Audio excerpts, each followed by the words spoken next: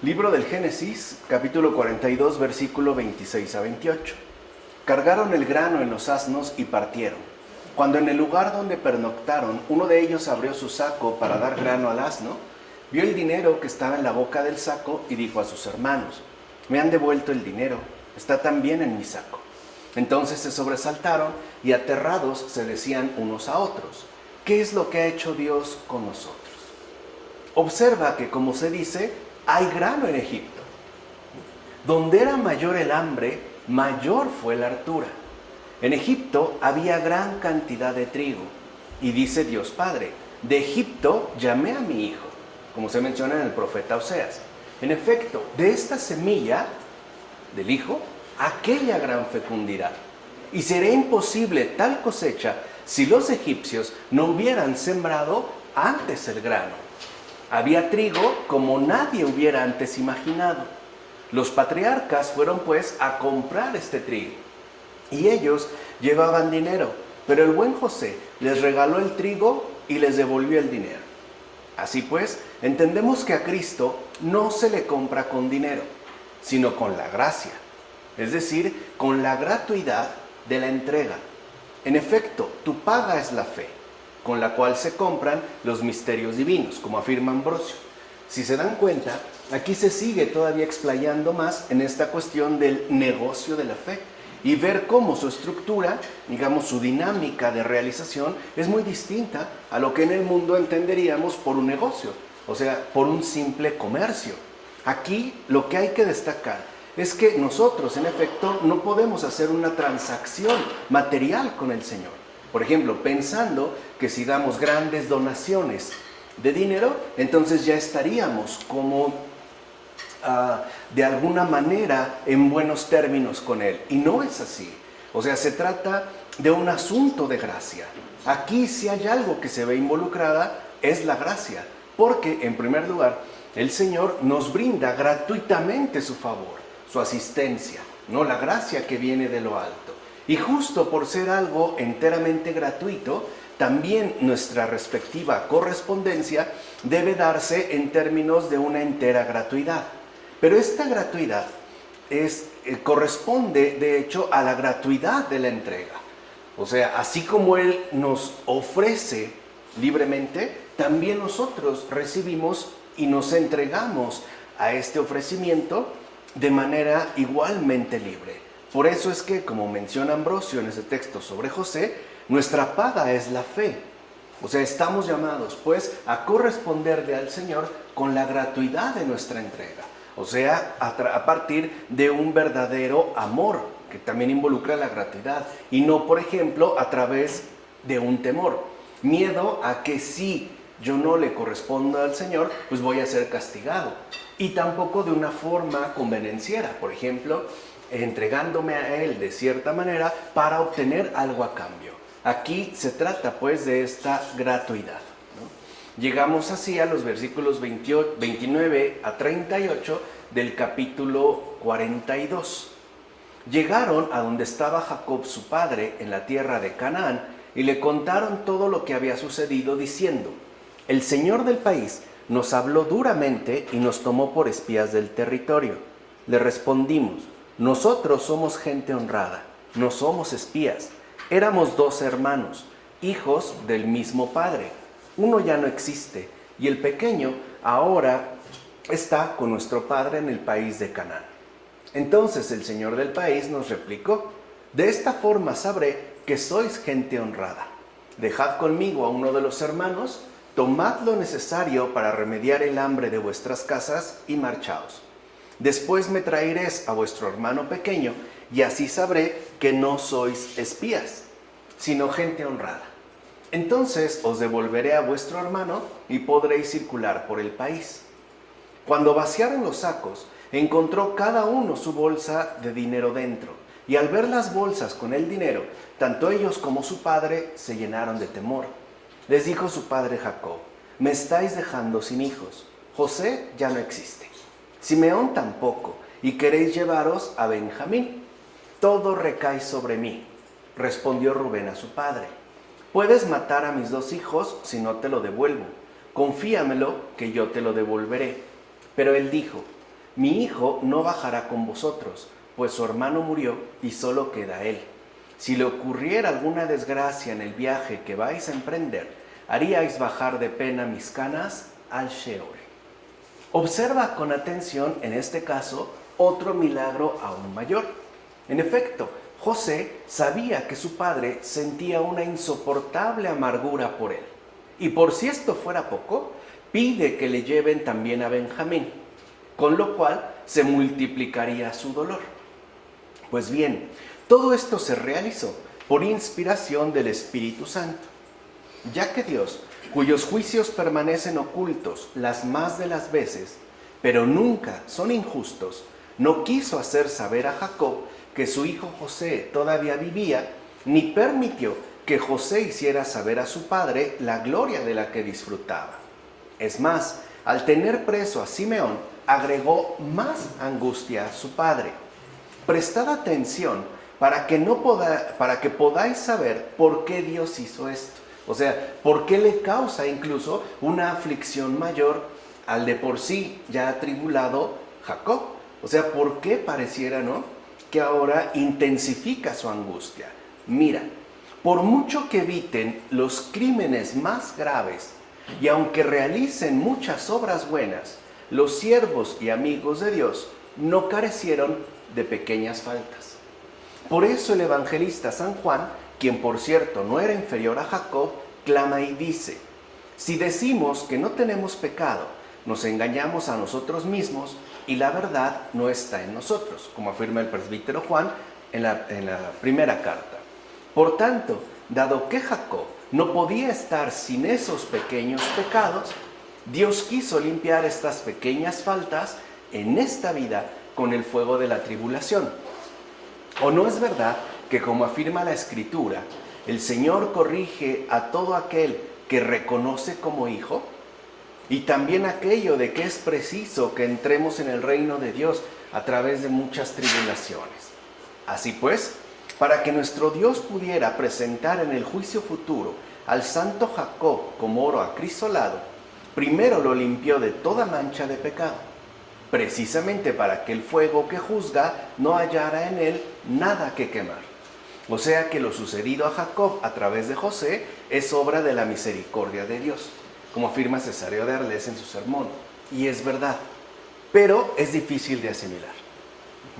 En primer lugar, porque para nosotros la relación con Dios tendría que expresarse siempre en un sentido humano de bienestar. O sea, pensamos que si estamos bien con Dios, pues nos tiene que ir bien en la vida, a grandes rasgos, y en particular en nuestra respectiva persona.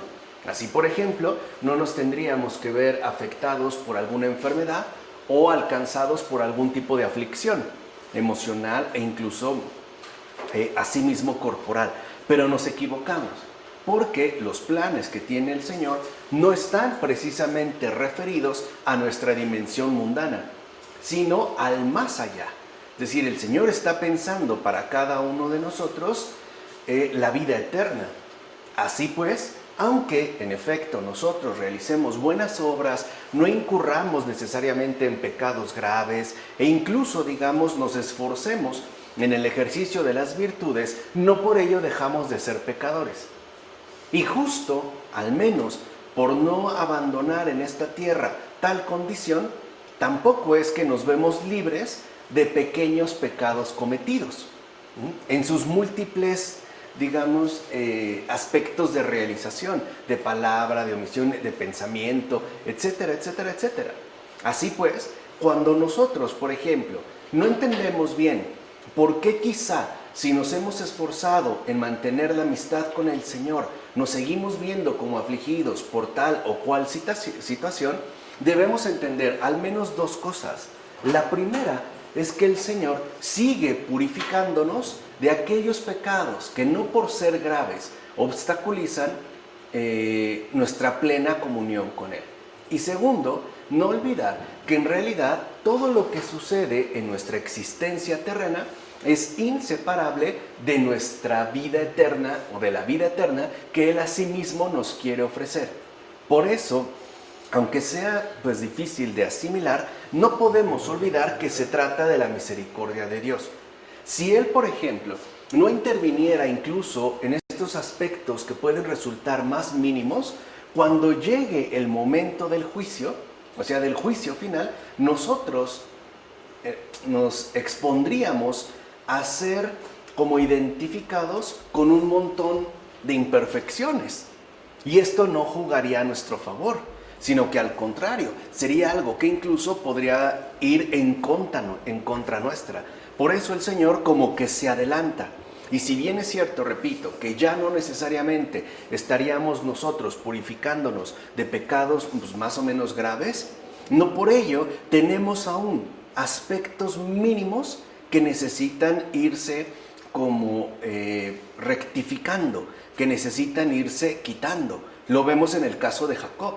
Jacob, en efecto, ¿no? Es decir, Israel, pues es un gran patriarca, pero sigue siendo un ser humano. Y por ello no se ve tampoco privado de una intensificación, por ejemplo, en relación a la aflicción. Primero, porque no se le da a conocer que José vive. Y tampoco se le hace saber que este José, hijo suyo, que aún vive, de hecho, vive en condiciones verdaderamente sorprendentes. Todo esto no se le da a conocer, lo cual incrementa su aflicción. Sí, pero hay que entender esta aflicción en términos de purificación. Es eso, pues, lo que está de por medio. Por eso, aunque nos vengan determinadas purificaciones, no debemos perder la paciencia y la confianza. Recuerden, estamos como llamados a intensificar la contemplación, de tal manera que nosotros veamos a Dios involucrado en absolutamente todo lo que sucede. Bueno, así llegamos ya al capítulo 43, de los versículos 1 a 15. El hambre seguía apretando en el país. Cuando hubieron consumido la provisión de grano que habían traído de Egipto, les dijo su padre: volved a comprarnos algún alimento. Judá le respondió: aquel hombre jurando nos ha insistido: no os presentéis ante mí sin que vuestro hermano venga con vosotros. Si accedes a mandar a nuestro hermano, bajaremos y te compraremos alimento.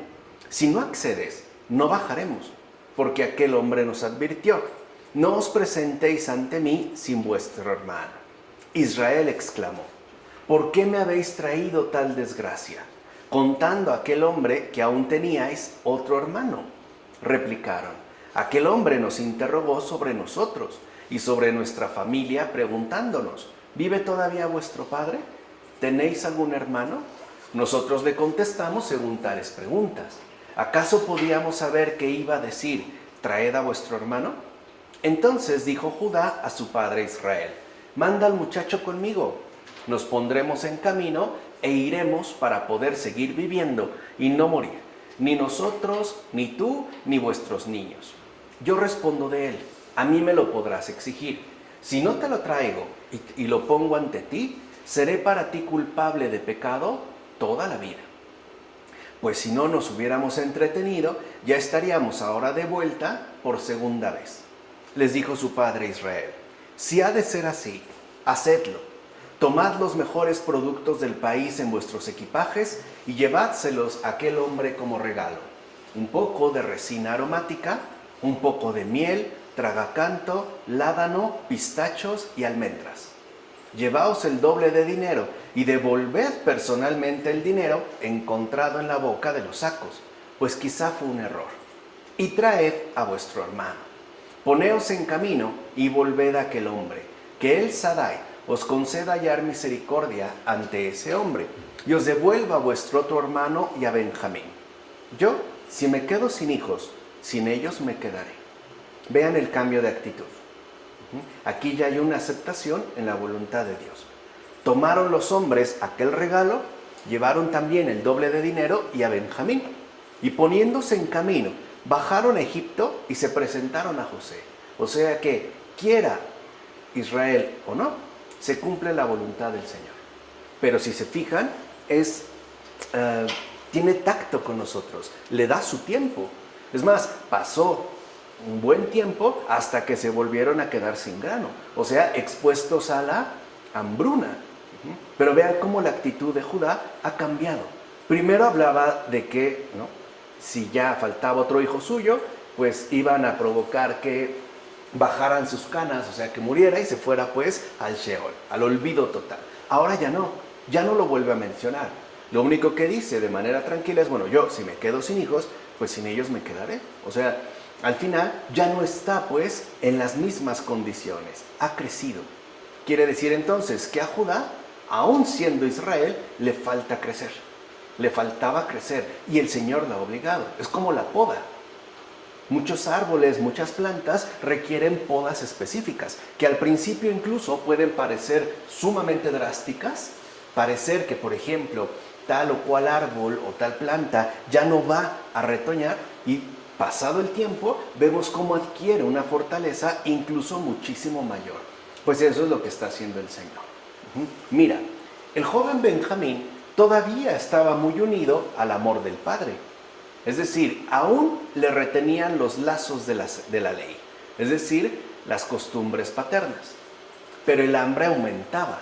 Rubén y Judá, o sea, la humildad y la confesión, interceden por él. Ellos dan garantía al Padre y a ellos es confiado Benjamín. Uno es el primogénito, el otro, el resucitado. El primogénito representa la ley, el resucitado, el evangelio. Ellos conducen al joven Benjamín, que va acompañado por buenos aromas, portando consigo resina para pegar las piedras de mármol, que es para lo que se utilizaba. Porque también con la predicación apropiada se unen las piedras vivas con una como resina espiritual. Llevaba también miel, con la que las heridas se curan interiormente, sin el dolor de tener que seccionar y cortar.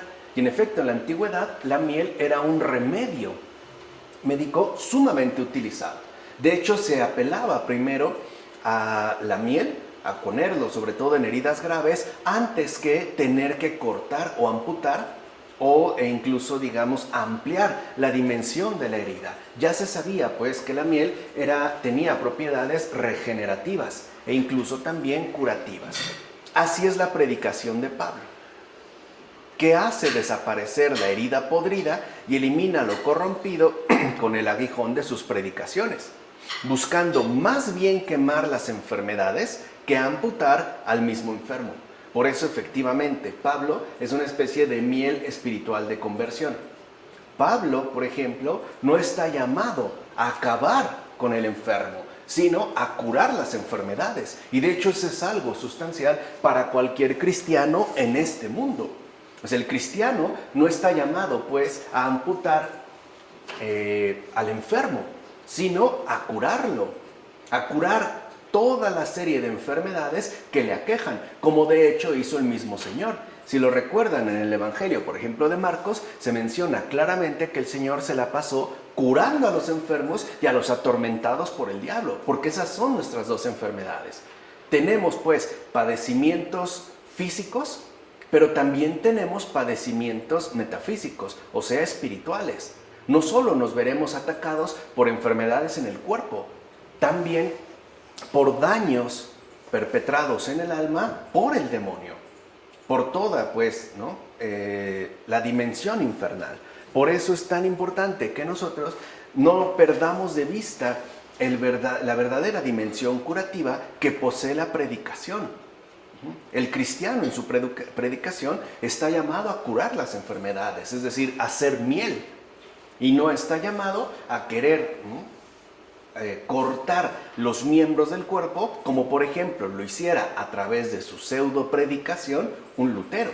Lutero señala la enfermedad, pero para Lutero pareciera que lo importante era amputar el miembro enfermo, o sea, acabar finalmente con él. ¿Cuál fue el resultado? Pues un cisma. Por eso decía la pseudo predicación, porque un verdadero predicador no hace eso.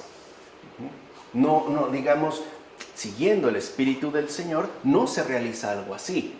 No obstante, el Señor permitió que de ahí brotaran y sigan brotando muy buenos frutos, tanto del lado de la separación como del lado de la amputación, o sea, tanto del lado protestante como del lado de la Iglesia Católica. Ahora bien, ¿qué significa llevaos el doble de dinero? ¿Quién podrá dudar que se trata de regalos innecesarios? cuando la vida del Evangelio siempre reverdece en todos por medio del ejemplo de sus santos. Y no sin razón se habla entonces de una doble cantidad de dinero, ya que esto prefigura la venida del apóstol Pablo. Ya dijimos por qué era tan importante para los padres, en este caso para Ambrosio, mostrar la legitimidad de la predicación de este apóstol, que obsequia a los creyentes con el doble honor de la palabra y además de la doctrina. Y en efecto ha sido así. Los demás apóstoles nos han ofrecido, de hecho, la palabra viva, ¿no? Los logos de Jesús, su vida, su obra, su palabra. Pero en Pablo no solo encontramos la palabra del Señor, también ya encontramos doctrina. Y esto es fundamental en el caso del cristiano. Por eso ambos son inseparables. La doctrina de Pablo de ninguna manera se opone a la palabra apostólica. Al contrario, la hace extender, es decir, reverdecer, como menciona el propio Ambrosio, de esta manera que nos será necesaria también para la vida eterna. Porque para la vida eterna, para llegar a la vida eterna, no solo necesitamos la palabra, por ejemplo, la Escritura. También es verdad que requerimos una doctrina, la cual nos enseña tanto cómo mantener viva esta palabra en uno mismo, como de qué manera es posible avanzar en línea recta. O sea, nosotros pues no solo necesitamos la palabra, sino que también necesitamos a la expositora de esta palabra, es decir, a la iglesia. Ambas no son necesarias, o por decirlo en términos mucho más amplios, no solo necesitamos de la Escritura, también de la tradición que la encarna. Y para que esta encarnación no se desvíe ni a derecha ni a izquierda, es que es requerida una doctrina. Pues bien, esta doctrina ya nos es ofrecida en rasgos generales, aunque sumamente esenciales, por Pablo. Una doctrina que de hecho después también se irá enriqueciendo, a veces también corrigiendo para bien en la tradición apostólica, es decir, en los propios padres de la iglesia, llegando hasta los grandes expositores doctrinales de la palabra en el mundo contemporáneo. Un Joseph Ratzinger, un San Juan Pablo II, ¿no? Incluso en la actualidad un Papa Francisco, que vemos que resulta inseparable. Por eso no se trata ya de ofrecer solo la palabra, también poseemos una doctrina, pero vean que es secundaria, no primaria, aunque no por ello menos importante, ¿no? Ese ya lo habíamos dicho como el logos mismo de Dios. Lo primero será lo último y lo último será lo primero. Por eso, aunque Pablo es el último de los apóstoles, aparece incluso como el primero, porque lleva una doble carga. Vamos, posee un doble honor. No solo nos transmite la palabra, sino además nos ofrece la doctrina. Así pasamos a los versículos 16 a 25 de este capítulo 43. Cuando José vio con ellos a Benjamín, dijo a su mayordomo: haz entrar a estos hombres en casa, mata algún animal y prepáralo, pues ellos van a comer conmigo a mediodía. El hombre hizo lo que le había mandado José e introdujo a aquellos hombres en casa de José. Ellos sintieron miedo al ser introducidos en casa de José y decían: nos meten aquí por lo del dinero devuelto en nuestros sacos la otra vez, para acosarnos, caer sobre nosotros y llevarnos como esclavos con nuestros asnos. ¿Se dan cuenta el peligro de dejarse llevar por los propios pensamientos? Que nada tiene que ver realmente con lo que sucede, es decir, con el obrar de Dios. Se acercaron al mayordomo de José y le hablaron a la puerta de la casa diciéndole: escúchanos por favor, Señor. Ya bajamos antes otra vez a comprar alimento. Y sucedió que al llegar al lugar donde pernoctamos y abrir nuestros sacos, el dinero de cada uno estaba en la boca de su saco, todo nuestro dinero en su justo peso, y queremos devolverlo personalmente. Hemos traído además otro dinero para comprar alimento. No sabemos quién metió nuestro dinero en los sacos. Él respondió: quedaos en paz, no temáis. Vuestro Dios, el Dios de vuestros padres, os puso un tesoro en los sacos, pues vuestro dinero me llegó a mí. Entonces sacó a Simeón con ellos. Les introdujo en casa de José, les trajo agua para que se lavaran los pies y echó grano a sus asnos. Ellos prepararon los regalos antes de que llegase José a mediodía, pues oyeron que iban a comer allí. Los hermanos de José se acercan al mayordomo y quieren presentarle sus argumentos, como que se adelantan, ¿no? Como que antes de que haya algún tipo de procedimiento contra ellos, mejor van a ofrecer su justificación por adelantado. De hecho, todavía tienen dudas de entrar y prefieren ser justificados por sus obras, pues quieren dar razones más que recibir la gracia. Y eso es algo que sigue sucediendo aún en el mundo contemporáneo. O sea, queremos justificarnos a partir de las obras realizadas. Y para que esto, adquiera un rango fundamental de justificación, apelamos a las razones. O sea, queremos justificar ante Dios mismo que nuestro obrar es la medida que debe de ser reconocida, no la gracia que Él nos haya otorgado. O sea, de fondo, tal parece que seguimos aferrados a querer hacer de la salvación algo propio. Una obra que realizo en base a mis esfuerzos, en base a mis criterios y, sobre todo, en base a mis propias razones. Porque a partir de estas razones es como nosotros suponemos que quedarán justificadas nuestras respectivas obras. Un ejemplo muy sencillo. Alguien te puede decir, pues yo no voy a la iglesia, ¿no? Me caen mal los sacerdotes, no creo que sea realmente lo importante, pero, y ahí vienen las razones, eso no ha evitado que yo haga buenas obras, incluso que visite enfermos, o que haya construido una casa hogar, ¿no? O que ayude a familias desamparadas, etcétera, etcétera, etcétera. Ahí lo que se está poniendo en un primer lugar son las obras que realizamos a partir de las razones que ofrecemos. Y no está mal. De entrada no está mal. Lo que está mal es que lo coloquemos por encima de la gracia misma que Dios nos recibió. Porque es tanto como decirle a Dios, no me interesa salvarme con tus medios, sino que me interesa hacerlo por cuenta propia, según mi propia medida. Y esta es una tentación bien sutil, pero bien sutil. Porque, en efecto, como que nos da miedo, tenemos dudas en entrar de lleno a la comunión con el Señor y preferimos tomar caminos alternativos. A través, por ejemplo, de un buen comportamiento y evidentemente basados en un montón de razones que serían incuestionables, al menos a ese nivel. Sí, pero con ello estamos ocultando lo más importante. Al final, entonces, el Señor Jesús, el Cristo, no es mi Salvador. No es Él mi salvación. Yo soy mi autosalvación. Yo soy mi camino, yo soy mi verdad. Yo soy mi propia vida. E incluso si tienen duda, ahí les van las razones para que entiendan la justificación de mis obras. ¿Entienden?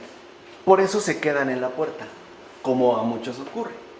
Bueno, yo creo en Dios, pero no en la iglesia, por ejemplo. O este famoso eslogan que se asumió en el siglo XX, Cristo sí, iglesia no, que va hacia la misma línea. Sin embargo, el que espera del fruto del seno de la Virgen y por tanto la herencia del Señor, comercia más bien con los bienes del Hijo. Con eso, ¿qué me ha salvado? Lo mismo que el Señor me ha ofrecido. En primer lugar, su persona, sus sacramentos, su doctrina, su guía, su amonestación, su gracia, su corrección, su iluminación. O sea, esto es lo que importaría para el verdadero discípulo de Cristo, aquel que sí espera realmente, ¿no?, recibirlo todo del fruto del seno de la Virgen. Por eso no se queda avergonzado en la puerta, sino que al dejar esta vida rechaza al enemigo para que éste, consciente de sus culpas aún más graves, no ponga un obstáculo al que se acerca al cielo. Porque esto es muy importante. Recuerden, no todo termina aquí. Lo más probable es que al ser llamados ante la presencia del Señor, también acuda pues el enemigo a señalar nuestros más mínimos defectos y a ver qué decimos, qué razones damos a la luz de la verdad. Eso no lo olvidemos. O sea, no crean que es una especie de pase directo. Bueno, para algunos afortunados sí, para la mayoría no. Por eso es tan fundamental que no nos dejemos atrapar en errores que de fondo, ¿no?, pues se basan en mentiras. Por ejemplo, sí, no hay problema, no comulgues, te bautices. El Señor es bueno y mira tus obras. ¿Cómo crees que te van a rechazar? Pues ¿qué estamos realmente negociando aquí igual en el mundo? Por tanto, el mayordomo, por eso precisamente, les responde de modo místico. Y debes saber de quién se trata cuando leas que Moisés era fiel a toda su casa. Los mayordomos son Moisés, Pedro, Pablo y todos los santos. Solo Cristo es el Señor. Porque si nosotros queremos justificar nuestras obras por medio de razones, lo que estamos haciendo es queriendo ocupar el lugar del Señor. Alcanzar la vida eterna por mis propios méritos, aun cuando todos esos méritos se reduzcan, según Lutero, a la sola fe.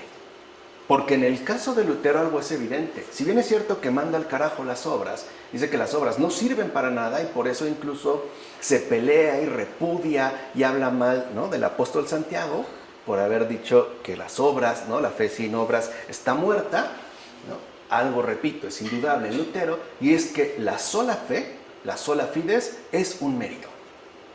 O sea, uno si quiere, pero no deja de ser un mérito. Y evidentemente un mérito propio. Ahí está, digamos, el error.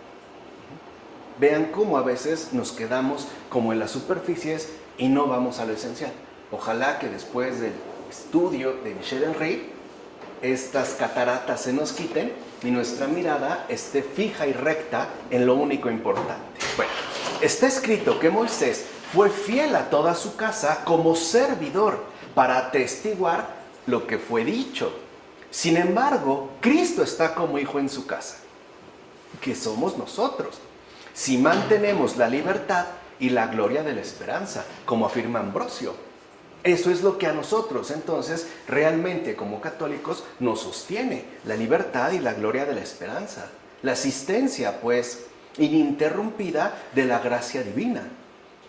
Para un verdadero discípulo de Cristo, ¿no?, si hiciera un ejercicio, digamos, interior, imaginando que es llamado en este preciso instante a la presencia de Dios, de Jesús, ¿no?, del Hijo de la Virgen, al verdadero discípulo algo le queda claro: va con las manos vacías. ¿Qué le va a ofrecer? ¿Qué le va a decir? Mira todo el bien que hice. Porque para el discípulo algo queda claro: sin la asistencia de Dios, invisible en su corazón, en su mente, donde quieran, esta obra buena no hubiera sido posible. Digamos que llegaría con la mirada abajo, pero justo con la esperanza de que el Señor le levante el rostro. Porque esta persona humana aquí en la tierra ha vivido según lo suyo y a partir de lo suyo. O sea, no de lo suyo propio, sino de lo suyo de Él. Es decir, del Señor. ¿Por qué pensáis entonces que el dinero es lo único importante? Y esa es una pregunta que nos deberíamos de plantear todos en algún momento. ¿Por qué le damos tanto peso al dinero en la vida? O sea, a tal grado que podemos llegar a suponer que el dinero incluso es lo único importante o lo único que importa. Valdría la pena cuestionarse cómo llegué a eso. ¿Acaso tenéis algo que hayáis recibido? Perdón, ¿acaso tenéis algo que no hayáis recibido? Y si lo recibiste, ¿de qué os gloriaríais? Ya habéis quitado el hambre y os habéis hecho ricos, pues creéis que tenéis dinero. Pero es Dios quien os ha dado también el dinero, a quien de hecho negáis. Por eso vemos cómo hay personas que pueden llegar a tener muchísimo dinero en un momento y de repente perderlo. Algunos hasta se suicidan, otros se enloquecen, otros matan. Pero por eso vemos como esta fluctuación, esta inseguridad, ¿no?, que se da de aquí. Porque en efecto una persona puede tener mucho dinero, pero algo no puede olvidar: ese dinero también lo ha recibido, se le ha hecho llegar. Lo interesante es, ¿para qué? O sea, no creo que sea nada más una cuestión de muy buena fortuna, sino ¿para qué? Y mientras más se le haga llegar, más para qué habrá que contestar. De hecho, ya no se trata de un para qué, sino para quién. Incluso aún, ¿para quiénes? ¿No será que el rico, ya lo habíamos dicho hace mucho tiempo, no en este mundo, está llamado a ser presencia de Dios en esta tierra? Del que atiende las necesidades. Porque eso sí, como creyentes, ¿no? Y especialmente en el mundo contemporáneo, nos encanta involucrarnos en cuestiones espirituales elevadas que no involucren dinero. Al cristiano también le cuesta un montón de trabajo dar un peso, un solo peso. Por eso decía Charles Peguy, ¿no? Para nosotros tal parece que como cristianos actuales, todo se pasa a la cuenta de Dios. Que Dios se lo pague, porque no estamos dispuestos a sacar un solo peso del bolsillo. O sea, queremos todo espiritual, pero que no toque absolutamente nada material. Eso sí que no. Habrá personas que a lo mejor se gasten una fortuna en una sola comida, pero se les haga mucho pagar tal cantidad por una clase. ¿Cómo? Eso es inaceptable. Esto tendría que ser gratis. Y se pregunta, ¿por qué gratis? O sea, ¿por qué queremos que las cosas de Dios sean gratis? Pues porque no queremos involucrarnos también materialmente. Ahí nos falta a los cristianos. No todo es una cuestión, digamos, desinteresada. También tiene que haber un interés por involucrarnos de lleno en la dimensión igualmente material. O sea, claro, el énfasis es la eternidad, pero recuerden, a la eternidad se llega por medio de la temporalidad. O sea, no solo tenemos que estar fijándonos en lo eterno, sino también involucrarnos seriamente con el tiempo en el que nos encontramos. Porque cuando nosotros nos negamos a la participación material, lo que también estamos haciendo es negar a Dios. No hacerlo visible también materialmente. Dios se convierte en una idea desencarnada, abstracta, que a final de cuentas no me dice absolutamente nada en la vida. Es lo que decía Santiago, ¿no? El gran apóstol Santiago. ¿De qué le sirve a una persona que tiene hambre y se acerca a ti a pedirte pan, que le digas, no te preocupes, vete en paz, ¿no? Dios te ayudará? ¿De qué sirve? ¿Dónde está entonces el compromiso? Aquí el compromiso es material, es carnal y también es espiritual. ¿Se entiende? O sea, esto es algo importante que ya desde aquí se estaba mencionando. Lo importante no es entonces lo que tenemos. Lo importante es cómo nos comprometemos con todo lo que tenemos y evidentemente con todo lo que somos. Por eso el Señor lo dijo ya desde muy pronto con Moisés, este gran custodio, ¿no?, de Dios en la tierra.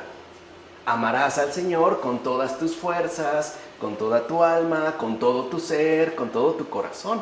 O sea, no solo espiritualmente, no, también, ¿no?, materialmente.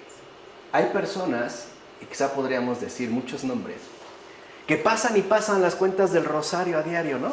Pero no pasan y pasan ni un centavo a nadie más. Eso no. La pregunta es, ¿por qué? La respuesta es simple. Porque piensan que el dinero es lo único importante. Piensan que porque oran por otra persona ya han dado algo, cuando en realidad no han dado casi nada. Porque otra vez, todo a la cuenta de Dios. El Señor paga, ¿no? Él va a pagar absolutamente todo. Sí, pero ¿por qué solo en la vida ajena? A ver, ¿por qué no lo hacemos en la vida propia?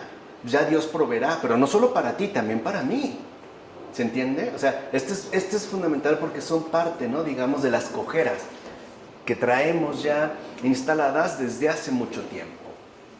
Pero, por eso insiste este padre de la iglesia, ok, pero es un Dios que comprende y perdona, que os recibe si volvéis a Él. Es pues el mismo Dios que no quiere vuestro dinero, pues lo único que quiere es que recibáis lo suyo, es decir, su gracia de salvación, para el caso personal. Ya dijimos, con Él en lo personal no se trata de un intercambio, pero recuerden que Dios nunca va a solas. Siempre Dios se hace acompañar del prójimo, siempre. O sea, no solo importa al que no vemos, también tenemos que atender al que vemos. Y además, como lo vemos, o mejor dicho, tal y como lo vemos, sin quitar ni poner. Si hay una persona que a lo mejor requiere un consejo, se le da el consejo. Pero si hay una persona que requiere un taco, se le da un taco. Y si hay una persona que requiere 3 tacos, se le dan 3 tacos. En su situación concreta.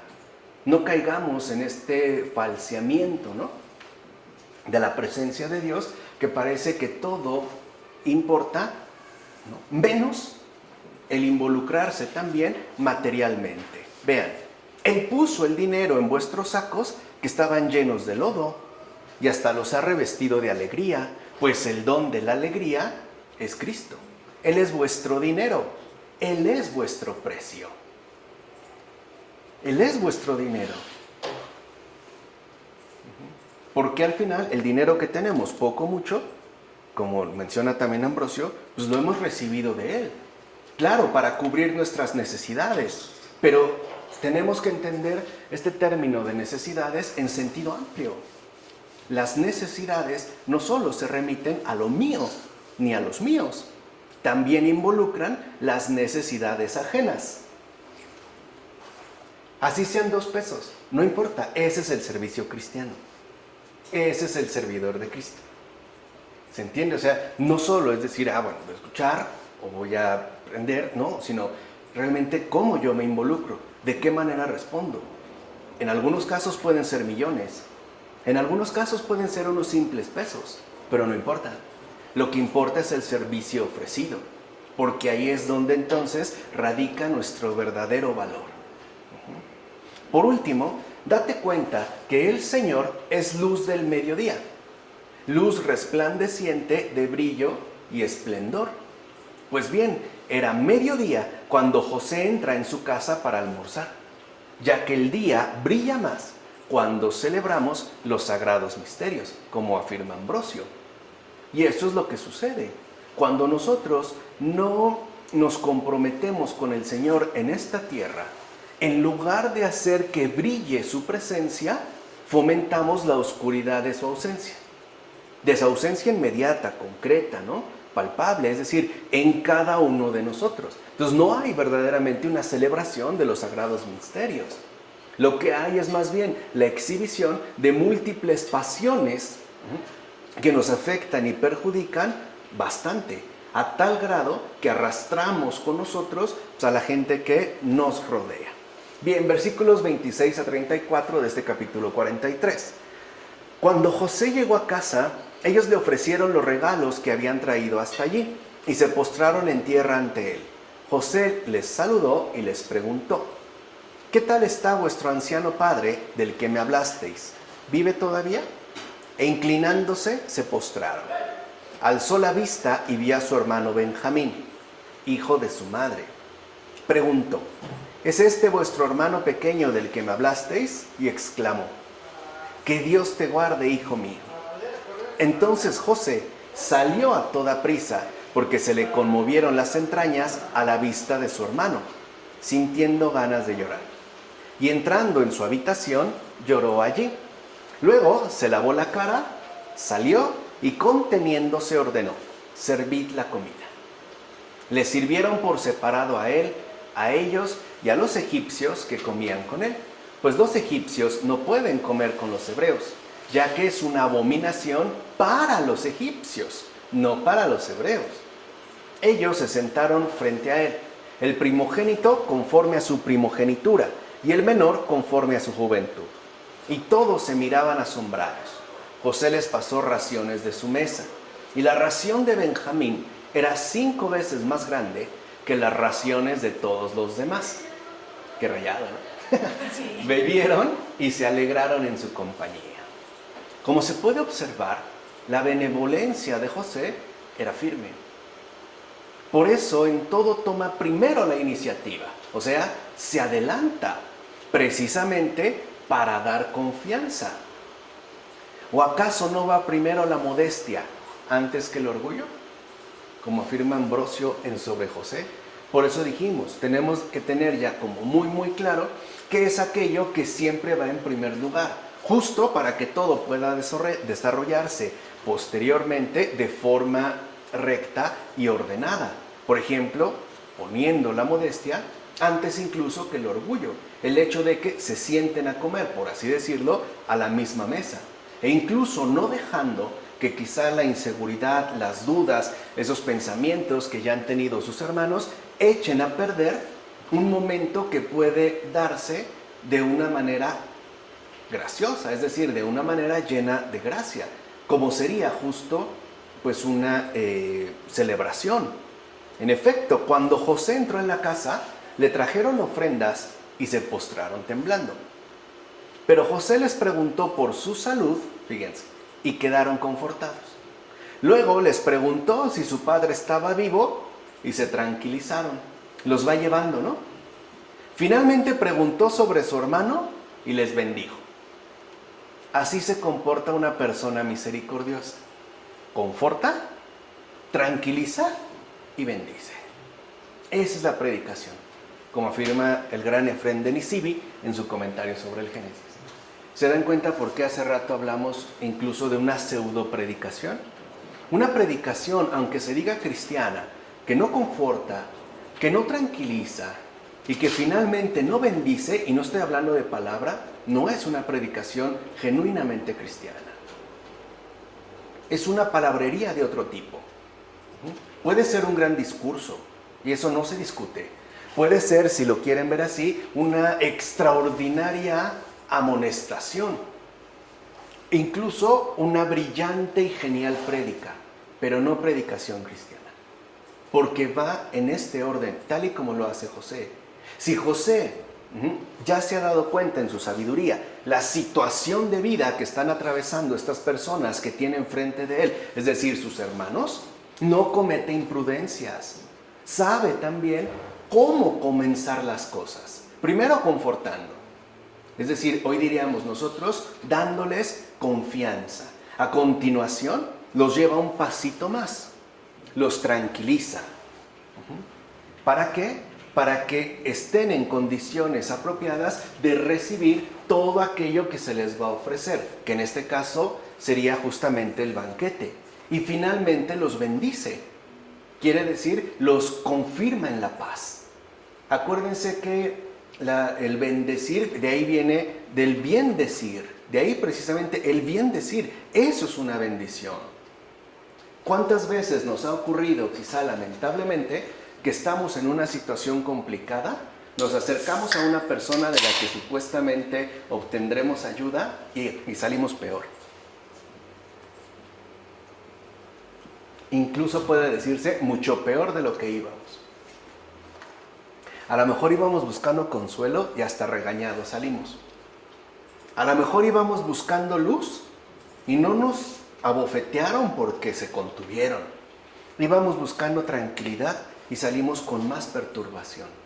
Por eso también el Papa Francisco les ha insistido a los sacerdotes, y por eso lo menciono aquí, que sean muy misericordiosos en las confesiones, que entiendan bien la situación de vida de un alma que se acerca al confesionario.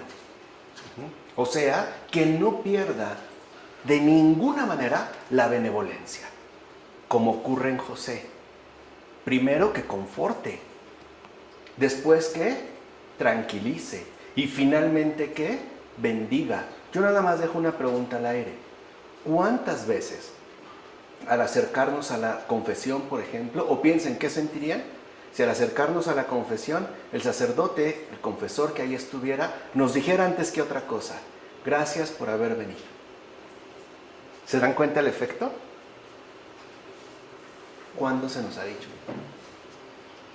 Y no estaría de más, que en lugar de que te dijeran, a ver, ¿a qué hora? Por fin, ¿no? Claro, como ya no puedes, como ya te supera, pues entonces no te queda de otra más que venir al vomitadero. Esto habla de la verdadera presencia del Señor en el corazón. Confortar, tranquilizar y bendecir. Por supuesto, en esta línea también involucraría la corrección, pero es la corrección fraterna, que entraría de hecho a formar parte de la bendición. pero no al revés. Para que entendamos también como los sacramentos no son una cuestión meramente burocrática o administrativa, sino una realidad en la cual el Señor también se pone de manifiesto. Ahora, cuando José alzó la vista y vio a su hermano Benjamín, se le conmovieron las entrañas. Esto significa que ya desde entonces son vistos los judíos por Cristo, que es el verdadero José. Y José les dice palabras de humilde mansedumbre, invitándolos a comer juntos. Tengan en cuenta esto los judíos que negaron al Señor, ya que el crucificado también ama más a los nacidos de la sinagoga, pues son nacidos del mismo Padre, aun si reconocen tarde al autor de la salvación. O sea, aquí Cristo es también extraordinariamente magnífico en su benevolencia, ¿no? Es tanto como si el Señor dijera: no me importa que los judíos no me reconozcan como el Mesías ni como el autor de la salvación. Lo único que me importa es que nunca se olviden cuánto los ama el Padre, a tal grado que ellos fueron los primeros a los que se dirigió. Sin embargo, aunque se reconocen pecadores, no creen en que la misericordia de Cristo sea tan grande como para perdonar su pecado y olvidar la injuria. Pero no por ello han dejado de estar invitados desde siempre a la gracia, es decir, a comer con el Señor. De hecho, ya lo dijimos, aunque sea el último en llegar, el pueblo judío, pero el Señor los está esperando. En efecto, ellos también son llamados a la mesa del banquete de la salvación. Por eso no se debe difundir ningún tipo de calumnia sobre ellos. Ninguno. No tendamos trampas sobre los muy amados por el Señor. Vean ya desde cuándo lo decía Ambrosio. Con ese antisemitismo, ¿no?, que parece denigrar una y otra vez al pueblo judío. Y lo peor de todo, muchas veces afirmado por bocas de supuestos cristianos. Que ellos lo mataron, que ellos son los malditos, que son la raza perdida, ¿no?, los controladores del mundo, la élite mundial. ¿De qué estamos hablando? O sea, ¿a qué nos estamos refiriendo? Acuérdense de algo importante. La boca habla de lo que está lleno el corazón. De eso habla. Por eso nosotros estamos llamados también a amar al pueblo judío como pueblo judío. Justamente porque el Señor los ama incluso más que a nosotros mismos. Y por eso también es su respectiva espera. De hecho, nos guste o no, son nuestros hermanos mayores en la fe. Y todavía hasta la fecha tenemos mucho que aprender de ellos.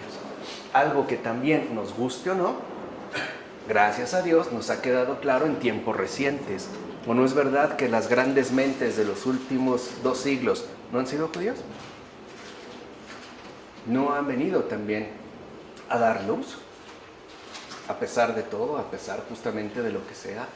Por eso cuidado con esos comentarios antisemitas o que buscan, ¿no?, desprestigiar al judío o la figura del judío.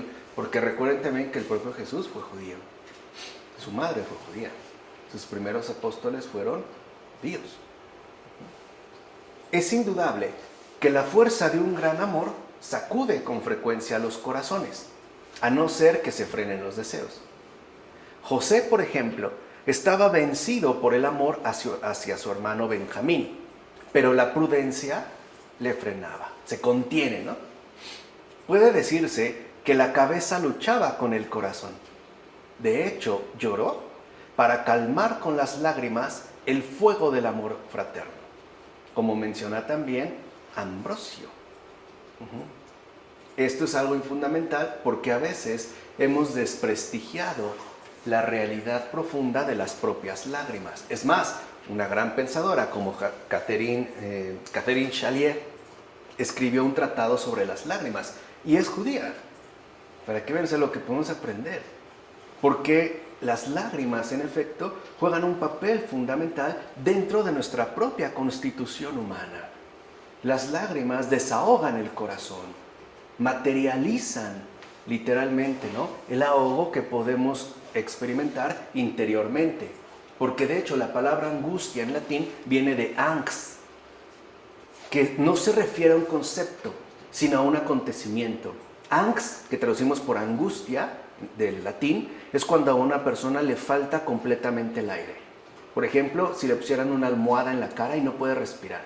O si lo sumergieran en agua y empezar a sentir que ya necesita el oxígeno, pero no lo tiene y empezar a tragar agua. Esa experiencia, ese acontecimiento, esa es angustia. Esa es angst. Bueno, el corazón a veces también se ahoga de angustias, de pesares. Y como la propia palabra lo expresa, el pesar pesa. Es algo que pesa el corazón. Y las lágrimas juegan un papel fundamental porque de hecho es lo único que lo desahogan. Por eso, si lo ven, una persona, por ejemplo, que se esfuerza en no llorar, lo único que consigue es endurecer su corazón. Así pues, nosotros vemos la importancia que tienen también, en este caso, las lágrimas. Si pueden, para este fin de semana, pues lean el Tratado de las Lágrimas de Catherine Chalier. Un texto aparte muy bonito, muy bien escrito. Bueno, pues bien, hasta aquí la lógica. Si lo ven, digamos como el sentido que nos resulta en un primer momento accesible. Pues en sentido espiritual, el Señor Jesús vio a Pablo. Por eso preguntó, ¿este es vuestro hermano pequeño del que me hablasteis? Era todavía pequeño porque aún no poseía la edad adulta de la fe. Vean también, esto es muy importante. Todos y cada uno de los apóstoles del Señor no son personajes hechos de inmediato. Son personas de carne y hueso como nosotros que tuvieron un respectivo proceso. Es decir, en términos espirituales, tuvieron su debido ¿qué? Crecimiento, ¿no?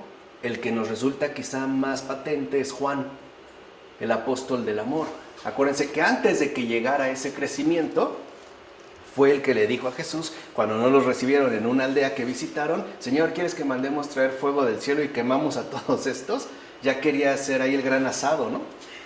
Como que no era tan amoroso, ¿se entiende? O sea, esto es lo que no comprendemos, porque a veces pensamos que se trata de una especie de perfección instantánea. No es así, o sea, el Señor nunca ha trabajado con seres irreales. No, con seres reales, concretos, tal y como somos, así digamos, de esta manera tan sincera, se puede decir. Pues lo mismo pasa con Pablo. Incluso se le ve adolescente cuando ciertamente conservaba las vestiduras infantiles de los que lapidaban a Esteban. Porque claro, le llamó la atención, pero no dijo nada. Él estuvo ahí, él vio cuando lapidaron a Esteban. Él tal vez no aventó una piedra, la joven, pero no dijo nada. Ni siquiera dijo, esto es una injusticia, ¿cómo pueden hacer esto? No, después le impactó. De hecho, digamos que el verdadero, ¿no? Punto de referencia para la conversión de Pablo va a ser Esteban.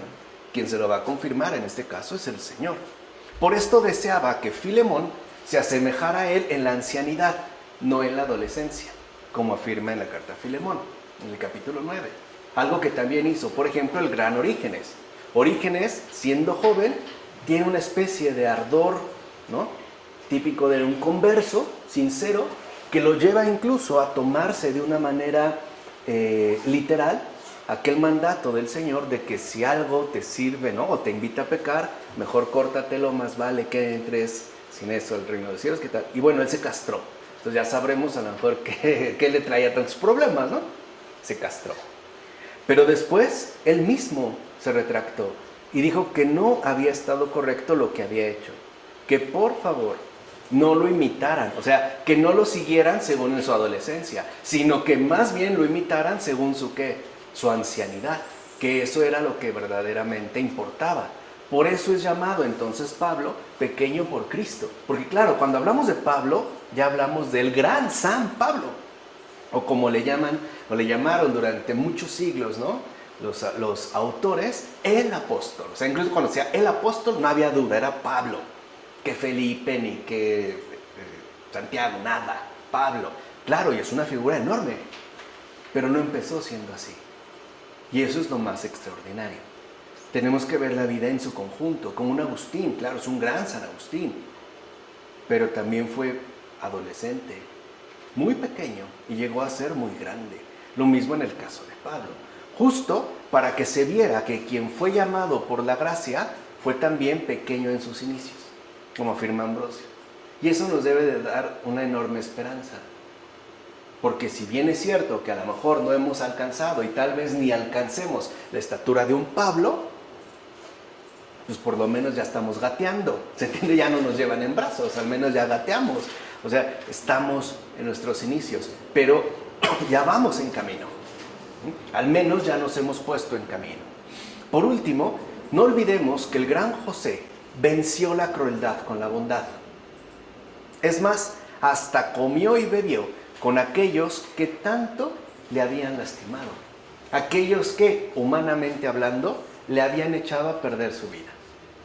¿No? Porque gracias a haberlo primero querido matar y después venderlo, pues pasó muchísimas cosas, sobre todo muy dolorosas. Por eso José es figura de nuestro Señor Jesucristo, pues se sienta a la mesa con los pecadores, como afirma Jerónimo en el comentario al Salmo 80. Y eso es algo que hoy en día también, ¿no?, debemos de tomarnos muy en serio. Vencer la crueldad con la bondad, a partir de lo que se ha expuesto. Tampoco, como decía el Papa Francisco, no se trata de ser mensos, ¿no? No hay que ser mansos, no mensos. Esa es una cosa muy diferente. Lo mismo aquí. ¿Qué tanto podemos recibir del Señor su gracia como para poder comer y beber con aquellos que incluso nos hayan lastimado demasiado? A lo mejor físicamente o emocionalmente o psicológicamente. Hoy que qué bueno, ¿no? Se está redimensionando, ¿no?, la multiplicidad de la violencia en todas sus formas, en todas sus expresiones y los daños rotundos que pueden llegar a ocurrir, ¿no? Versículos 1 a 17 del capítulo 44. José dio la siguiente orden a su mayordomo: llena de víveres los sacos de estos hombres, tanto como quepan, y pone el dinero de cada uno en la boca de su saco. Además colocarás mi copa, la de plata, en la boca del saco del pequeño, junto con el dinero de su compra. Él cumplió tal cual la orden de José. Al amanecer se despidieron los hombres con sus asnos. Estos salieron de la ciudad y aún no estaban lejos cuando José dijo a su mayordomo: ponte en camino y persigue a esos hombres. Cuando les des alcance, diles: ¿por qué me habéis pagado mal por bien? ¿No es esta copa donde bebe mi Señor y con la que hace adivinaciones? Está muy mal lo que habéis hecho. No es como un muy buen sentido del humor, ¿no? Los alcanzó y les dijo estas mismas palabras. Ellos le respondieron: ¿por qué habla mi Señor de este modo? Lejos de tus siervos hacer tal cosa. El dinero que encontramos en la boca de nuestros sacos te lo trajimos desde el país de Canaán. ¿Cómo íbamos a robar plata ni oro de casa de tu Señor? Aquel de tus siervos a quien se le encuentre, que muera. E incluso nosotros quedaremos como esclavos de mi Señor. Él les dijo: de acuerdo, sea como decís. A quien se le encuentre, quedará como mi esclavo. Los demás quedaréis libres. Vean que fue lo contrario de lo que él había propuesto. Primero, que al que se le encontrara lo maten y ellos van a ser esclavos. Pues no, esclavo va a ser al que se le encuentre y ellos, bye bye. Dándose prisa, cada uno bajó su saco a tierra y lo abrió. Él los registró comenzando por el mayor y acabando con el pequeño, y encontró la copa en el saco de Benjamín. Entonces se rasgaron las vestiduras y, cargando cada uno en su asno, volvieron a la ciudad. No puede ser, ¿no? Y vamos otra vez de regreso. Entró Judá con sus hermanos a casa de José, quien todavía estaba allí, y cayeron ante él rostro en tierra. Les dijo José: ¿qué acción habéis cometido? ¿No sabíais que un hombre como yo puede adivinar? Respondió Judá: ¿qué podemos exponer a mi señor? ¿Qué alegaremos y cómo nos vamos a justificar? Dios ha descubierto la falta de tus siervos. Aquí estamos como esclavos de mi señor, tanto nosotros como aquel en cuyo poder se ha encontrado la copa. Repuso José: lejos de mí tal acción. Aquel en cuyo poder se ha encontrado la copa, ese será mi esclavo. Los demás, id en paz. a donde está vuestro Padre. ¿No? Parece que incluso ellos no encuentran, ¿no?, la manera de que se lleve a cabo lo que disponen. Dicen una cosa y finalmente se termina haciendo otra por completo. ¿Qué significa eso? Que el Señor también está entrenando a estos patriarcas en la experiencia de la fe. Ya lo habíamos dicho, la experiencia de la disponibilidad. Nosotros decimos, pero el que dispone es Él. Y a veces nosotros lo tomamos como una especie de desafío, ¿no? Como si al Señor le encantara estarnos poniendo el pie y hacernos caer una y otra vez, una y otra vez. Cuando en realidad se trata de entender qué es lo que nos quiere hacer llegar. Aprende ya el logos de la Escritura divina. Antes, los hermanos de José se habían sentado en el banquete por orden de edad, es decir, empezando por el mayor. Pues bien, igualmente la revisión de los sacos se da en ese orden, justamente para que aprendas que Pablo fue elegido por el juicio del cielo y los demás quedaron libres. De hecho, en efecto, tal parece que Pablo tiene más peso que los demás apóstoles. Por ejemplo, de Felipe, pues no hay escrito, no hay evangelio, y como que no. Es más, hay otros a lo mejor cuyos nombres ya ni recordamos, como que quedaron libres. En cambio, aquí ya el peso se le iba a dar precisamente a Pablo, como les dije, ¿no?, quien ha sido tan fuertemente atacado desde su propio recorrido terrenal. Ahora bien, Cristo encuentra en nosotros la plata que Él mismo nos dio, ya que poseemos la plata de la naturaleza y también la de la gracia. La naturaleza es obra del Creador, la gracia es obra del Redentor, pero las dos se nos han concedido. O sea, no solo creación, sino también redención. Y aunque no podamos ver los dones recibidos, estos obran invisiblemente. De hecho, Él los da a todos, aunque solo unos pocos son capaces de conservarlos y no perderlos. Sin embargo, no da todos los dones a todos. En efecto, a muchos se les da trigo, a muchos. La copa a uno solo, es decir, al que es obsequiado con el don sacerdotal.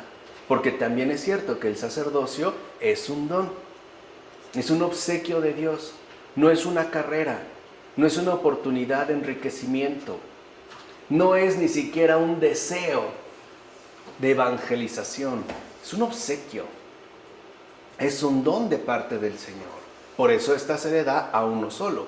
Así pues, la copa está dentro del saco, o sea, la doctrina dentro de la ley. No solo deberíamos quedarnos, ya lo dijimos, ¿no?, anteriormente, con la letra, sino aquello que también está como oculto en ella, la doctrina, que es lo que Pablo va a sacar precisamente a relucir. Pero una vez desatado el saco, ahora sí, brilló la plata. De hecho, libres ya de toda atadura, aparece entonces la gracia de la libertad, como menciona Ambrosio sobre José. Y no es este un rasgo por demás destacado del gran San Pablo, la gracia de la libertad. No, incluso es una gracia que tiene que enseñarles a los propios apóstoles.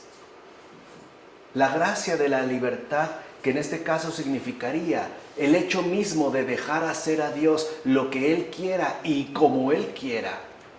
No es algo que el propio Pedro tiene que experimentar en carne propia cuando ve que el Espíritu Santo también se manifiesta en casa de paganos. No dice Pedro, ahora caigo en la cuenta de que Dios no hace distinción entre unos y qué, y otros. O sea, Dios es libre, y si Él nos ha hecho libres, también Él obra libremente. El problema es cuando nosotros nos oponemos a esta libertad y queremos incluso imponerle a Dios diversos tipos de ataduras. Por ejemplo, diciéndole, a este sí, a este no. O esto sí y esto no. O esto me agrada, lo acepto, pero aquello no lo quiero. No, es una relación pues basada justo en la gracia de la libertad, que es lo que enseña Pablo. Por eso va a ser tan importante en Pablo la insistencia en la no necesidad de la circuncisión. Porque era una atadura, seguía siendo una atadura, ¿no?, a una costumbre, digamos, muy definida.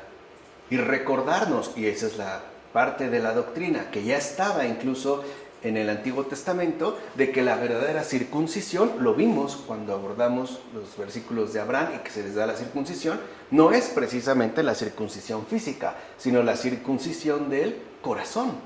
¿Para qué? Para que tengamos también esta libertad de actuar como Dios quiere, pero también de dejarle a Él actuar como Él quiera. Pasamos ya por último al capítulo 44, versículo 18, porque se hace la conexión, y al capítulo 45, versículo 15. Judá se le acercó y dijo: te suplico, mi señor, que permitas a tu siervo decir una palabra a oídos de mi señor, y no se excite tu ira contra tu siervo, pues eres como el faraón. Este es el versículo 18. Ya pasamos al capítulo 45, hasta el versículo 1 a 15. José ya no podía contenerse ante todos sus asistentes y ordenó: salid todos de mi presencia. Y no quedó nadie con él cuando José se dio a conocer a sus hermanos. Al llorar, levantó la voz, y lo oyeron los egipcios y la casa del faraón. José dijo a sus hermanos: yo soy José. ¿Vive aún mi padre? Sus hermanos no podían responderle, porque quedaron aterrados ante él. Entonces José dijo a sus hermanos: acercaos a mí. Se acercaron y les dijo: yo soy José, vuestro hermano, el que vendisteis a los egipcios. Pero ahora no os preocupéis, ni os parezca odioso el haberme vendido aquí, pues Dios me envió por delante para vuestra salvación. Llevamos 2 años de hambre dentro del país y todavía quedan 5 años en los que no habrá ni siembra ni siega. Dios me envió delante de vosotros para aseguraros la subsistencia en la tierra y conservaros la vida mediante una gran liberación. No me enviasteis, por tanto, vosotros aquí, sino que es Dios quien me ha puesto como un padre para el faraón, como señor de toda su casa y como gobernador de todo el país de Egipto. Daos prisa, subid a donde está mi padre y decidle: así dice tu hijo José, Dios me ha hecho señor de todo Egipto. Baja a donde estoy yo sin detenerte. Te instalarás en la región de Gosén, vivirás cerca de mí, tú, tus hijos y los hijos de tus hijos, tu ganado mayor y menor, y todo lo que poseas. Yo te mantendré allí, pues todavía quedan 5 años de hambre, para que no perezcas ni tú, ni tu casa, ni nada de lo que posees. Estáis viendo con vuestros propios ojos, y también lo ve mi hermano Benjamín, que os hablo yo personalmente. Contadle a mi padre toda mi gloria en Egipto y todo lo que habéis visto, y daos prisa en bajar aquí con mi padre. Luego se echó al cuello de su hermano Benjamín y rompió a llorar. Benjamín lloró también abrazado a él. Besó José a todos sus hermanos y lloró abrazado a ellos. Después de esto, sus hermanos comenzaron a hablarle. Mira bien, José mandó salir a todos para darse a conocer a sus hermanos, pues el mismo Jesús enseñó que había venido para salvar a las ovejas perdidas de la casa de Israel, como menciona en Mateo. Y llorando José dijo lo siguiente: yo soy José, ¿vive aún mi padre? Lo cual quiere decir, extendió sus manos al pueblo infiel y perseguidor, que no buscaba el anuncio del testamento, pues el mismo Señor quería salvar a su pueblo. Así pues, el que decía, yo soy, es el mismo que dijo, aquí estoy. Y me dejé encontrar por quienes no preguntaban, me hallaron los que no me buscaban, como afirma Isaías. Por lo tanto, esto es lo que significa el yo soy de José, es decir, yo tengo el poder divino, que es justo la presentación que hace Jesús ante sus propios hermanos, ante el antiguo pueblo de Israel. Se los dijo abiertamente. Por ejemplo, ya cuando incluso se tomará como la base sustancial de su condena a muerte, cuando le pregunta el sumo sacerdote, ya, ¿no? A ver, No se ponen de acuerdo en los testimonios. ¿Eres tú el Hijo de Dios bajado del cielo? Yo soy. Se los dijo tal cual. O sea, ni siquiera es que ya se estuviera como que escondiendo, no, lo dijo. Lo dijo y lo mencionó abiertamente. O sea, el hecho de que se reconociera desde entonces como esta presentación ante los hijos de Israel, o sea, ante el pueblo judío, se entendiera pues quién es el que hablaba. Así pues, acerquémonos al Señor, pues se ha hecho partícipe de nuestra humana naturaleza al asumir el cuerpo. Su cuerpo dice, o sea, su realidad carnal, su humanidad dice, aquí estoy, vengan a mí.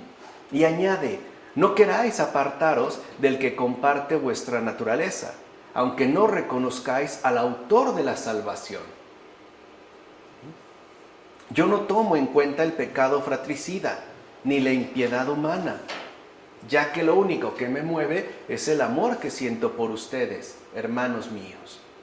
Yo no fui entregado por los hombres a la muerte, sino que fui enviado por mi Padre para dar vida, cosa absolutamente distinta.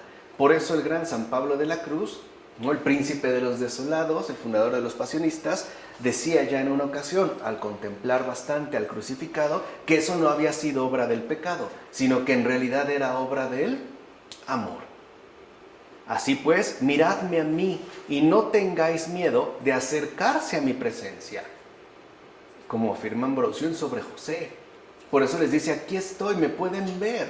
Si no reconocen en mí al autor de la salvación, por lo menos reconozcan al que ha compartido su propia naturaleza, al que se ha literalmente hermanado, ¿no?, con ustedes.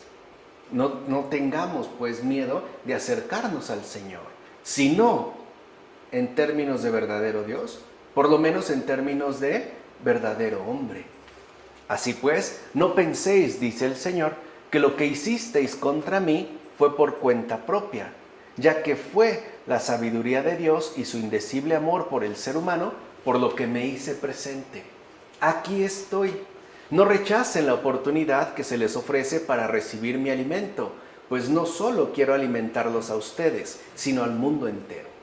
Como afirma Juan Crisóstomo en las homilías sobre el Génesis. Dijo José a sus hermanos, subid a donde está mi Padre. Era ya el anuncio del Señor por anticipado. ¿O no es lo que Él quiere? Que subamos todos al Padre, que además, como nos dijo abierta y claramente, es vuestro Padre. ¿No es pues el Padre nuestro? ¿El Padre también de todos y cada uno de nosotros? Así pues, no importa ya el crimen, pues este mismo conduce al premio. Dicho premio incluso consiste en ir por delante para ayudar a la salvación de otros. En efecto, ese es el gran premio de los santos, ya que siguen las huellas de su Señor. ¿Qué han hecho los santos en esta tierra? Ayudarnos también a subir al Padre, por Cristo. Esa es, digamos, la gran obra de los santos, ¿no?, como afirma Ambrosio. En todo caso, no solo escuchemos estas cosas, sino que pongámoslas en práctica. Así apaciguaremos a quienes se portan mal con nosotros y hasta apartaremos de ellos el mal que nos hacen, para que quede del todo claro que esto que hacemos no es obra nuestra, sino obra de Dios que planeó la salvación, como afirma Juan Crisóstomo en las homilías sobre el Génesis. Bueno, hasta aquí entonces le vamos a dejar ya en esta ocasión. Creo que hay varios elementos, varios componentes que vale la pena tener en cuenta, seguir meditando, seguir repasando y dejar que el Señor nos ilumine a todos y cada uno de nosotros. Vamos a llegar hasta aquí. En nombre del Padre, del Hijo, del Espíritu Santo.